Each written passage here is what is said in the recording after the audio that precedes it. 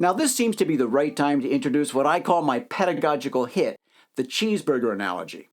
My old teacher, Dr. Donald S. Reinhardt, used to say that the more ridiculous you can make something sound, the easier it will be for people to remember it. Now this could be in that category, but over the years people have said that this analogy really helps them to understand the way chords are constructed. It's in Jazz Tactics, and anybody who's ever studied with me or attended one of my clinics has probably heard me talk about it. The shorthand version is that a dominant 7 chord is like a cheeseburger, but let me explain a little further. Jazz is often compared to a language in that chords are like words that go together to form sentences and paragraphs that ultimately, hopefully, tell a story. It's not necessary to know all the words in the dictionary to write or read a story, and it's not necessary to know every chord in order to improvise a good jazz solo. Imagine if there was a language that contained only 3 words and then variations on those words. Well, you can make the case that the jazz language is kind of like that, in that almost all chords can be categorized as one of 3 types: major 7th, dominant 7th, or minor 7th. I call these the big 3 chords, and understanding the 3 categories helps you understand the way that the chords function in a progression. For example, you could have 2 chords that seem very dissimilar, like C7 and F sharp 7, but if you understand the principle of tritone substitution, you realize that these 2 chords can actually substitute for one another. Now I'll talk more about tritone substitution in another video, but for now, we'll carry on with our culinary conversation.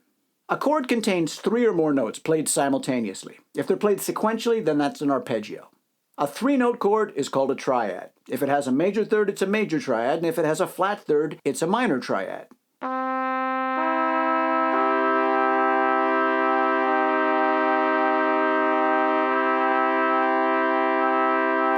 Most chords will fit into the broad category of major or minor. For example, if it has a flat third and a flat fifth, well, we call that a diminished triad, but it's really a variation on the minor triad.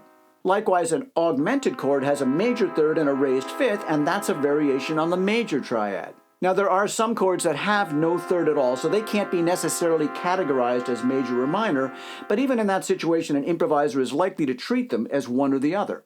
Like a triad, a hamburger consists of 3 components: a meat patty sandwiched between 2 buns. If you swap out the patty for a hot dog or a pile of pastrami, it's still a sandwich, but it's not a hamburger. Now, regardless of what you put between the 2 buns, I would argue that that's the most important part of the sandwich. In a triad, the third is sandwiched between the root and the fifth. It's the meat of the chord, and again, arguably, it's the most important note in the chord. If you don't play the thirds when you're improvising, it's like getting mouthfuls of bun without any of the meat. Now let's take the hamburger and put some cheese on it. It's still a hamburger, but we've added another flavor or dimension, so we call it a cheeseburger. Well, adding sevenths to the triads is like putting cheese on the hamburger. Now, admittedly, this is one spot where the analogy falls a little short, because in the musical example, the cheese is put on top of the bun, or at least it is if the chord is voiced in root position. In any case, regardless of how you stack them up, all 3 chords share the same root and fifth. Those are like the buns. The buns are helpful, but they're not necessary to identify the sandwich as a cheeseburger. You could do that with the meat patty and the cheese alone. Now, there is a distinction to be made here. If you know the 2 notes are the third and 7th of a chord, then you can determine the chord type. But 2 notes alone don't make a chord, so you need some way of identifying which chord tones the notes represent. For example, if you know or hear the root of the chord played by the bass.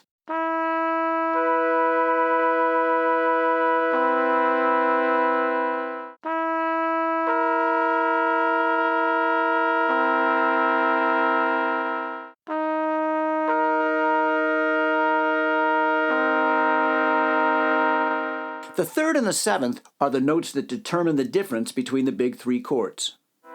The major 7 chord contains a major third and a major 7th. Both the dominant 7th and the minor 7th chords have a flat 7th, and the minor 7th chord also has a flat third, just like the minor triad.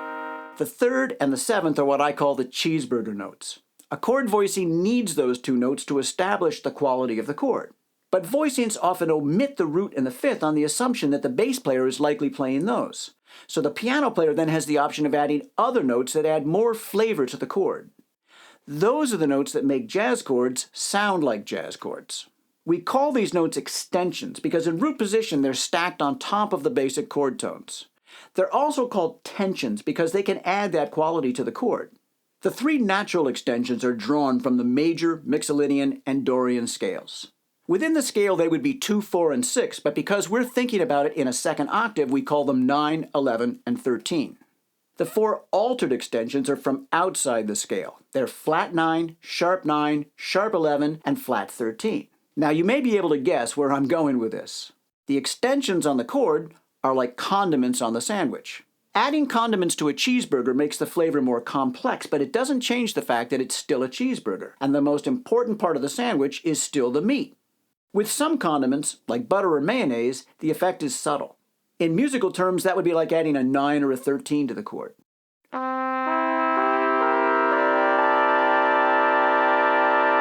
Other condiments like raw onions or hot peppers have strong flavors.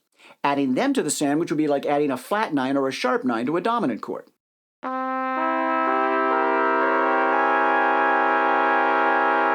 Those notes add a lot of tension. If you were to just play the root and the flat 9, well, that would be like eating a bun with raw onions on it. All by itself, it sounds very dissonant, but when you add in the other notes, the dissonance is easier for the ear to accept, just as it's easier for most people to enjoy the taste of raw onions when they're added to other food. Of course, when you order your cheeseburger, you get to choose which condiments you prefer. When a piano player plays a chord progression, she gets to choose her voicings. Now, it may not be completely carte blanche. For instance, if the melody contains the natural 9, then playing the flat 9 in the voicing would be inappropriate. That could be true even if the melody isn't being played at that moment, because the melody should always exert influence on the improvisation.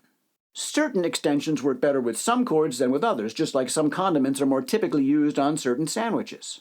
The natural 9 and 13 work on all of the big 3 chords, but the natural 11 is typically used on the minor 7th chords, while the sharp 11 sounds better on major and dominant chords.